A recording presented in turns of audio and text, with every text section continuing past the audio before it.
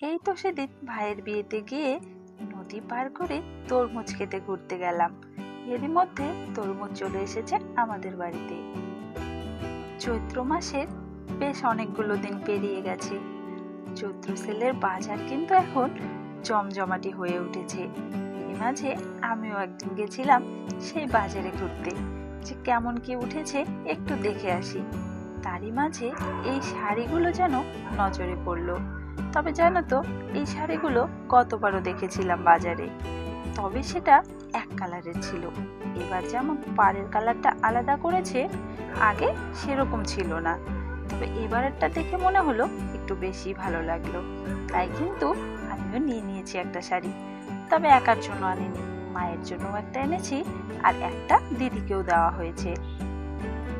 দিদিরটা দিদির বাড়িতে পৌঁছে গেছে, আর মায়েরটা না হয় তোমাদের আরেকদিন দেখাবো। এখন আমার শাড়ির ব্লাউজ পিসটা কেটে নেই, কারণ এটার ব্লাউজটা তো বানাতে হবে। তবে ইচ্ছে রয়েছে একদম সাধারণ না করে একটু অন্যরকম ভাবে ব্লাউজটা বানাবো।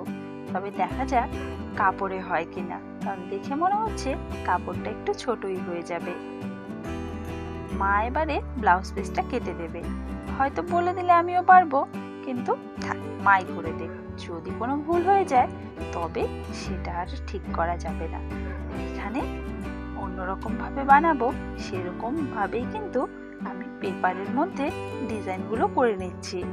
জানি না কতটা কি করতে পারবো, তবে দেখা যাক। চেষ্টা করতে তো আর অসুবিধে নেই, চেষ্টা করতে করতেই তবেই তো আমরা শিখবো, তাই না বলো?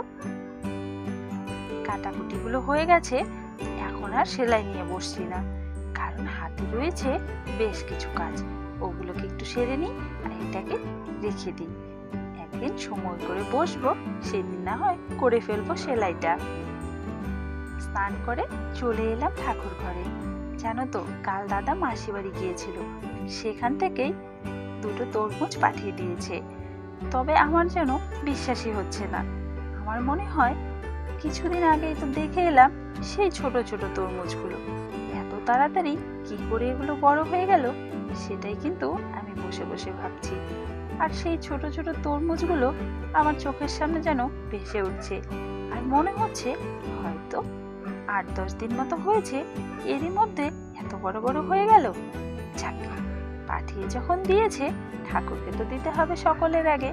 এর আগেও একটা আনা হয়েছিল, ওই দিনকেও ঠাকুরকে দিয়েছিলাম, তবে আজকে আবারও দিচ্ছি। আমরা কিন্তু সকলেই প্রথম একটা ফল বাড়িতে এলে তা ঠাকুরকে না দিয়ে আমরা কেউই খাই না। আমার মনে হয় এই নিয়মটা আমাদের বাঙালির প্রত্যেকটা বাড়িতে রয়েছে, তাই না বলো? যাকে হয়ে গেছে ঠাকুরকে দেওয়া, এবারে ঠাকুর নিজের মতো করে প্রসাদটা নিয়ে নিই। চলো আমি বাইরে চলে যাই। এখানে রয়েছে আরো একটা তরমুজ, এটাও দিয়েছে, তবে এটা একটু ছোট। এখন যেটা কাটছি এটা কিন্তু বেশ বড় ছিল তরমুজটা, তার মধ্যে থেকে কিছুটা আমি এখন ছোট ছোট টুকরো করে নিচ্ছি। তরমুজ খেতে খুব একটা পছন্দ না করলেও কাটতে কিন্তু বেশ ভালো লাগে, আর যদি ভেতরটা হয় লাল, কারণ কাটার পরে সেই লাল রংটা দেখে মনটা যেন একদম ভরে যায়। তবে দাদা আর মায়ের কিন্তু ভীষণ পছন্দের একটি ফল এই তরমুজ। মায়ের কাছে গল্প শোনা, ছোটবেলায় দাদা যখন তরমুজ খেত, ও মানুষ হিসেবে তার চেয়ে বেশি পরিমাণেই কিন্তু তরমুজটা খেয়ে ফেলতো, কারণ ওর ভীষণ পছন্দের। আর রংটা দেখো, মনটা যেন একদম ভরে গেল। যাকে বছরের প্রথম ফল যখন বাড়িতে এসেছে, তার মধ্যে থেকে একটু তো খেতেই হয়, তাই না বলো? চলো তবে আজকের ভিডিওটি কেমন লাগলো তা কমেন্টের মাধ্যমে জানিয়ে দিও।